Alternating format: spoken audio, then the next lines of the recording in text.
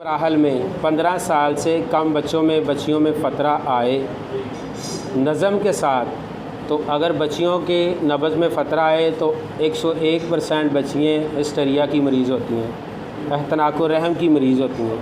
अगर फ़तरा बच्चों में बलोगत तक आए, इन 14 साल से पहले, अब तो 12 साल तक हो गया, 11-11 साल के बच्चे, 10 साल के बच्चे भी बच्चियाँ बालिग हो रहे हैं। अगर बच्चों में हो तो ये अक्सर सरा की अलामत होती है। इसी तरह अगर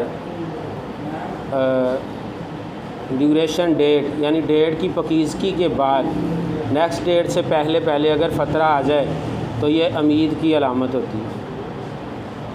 अब बिला तख़ीर मोहतरम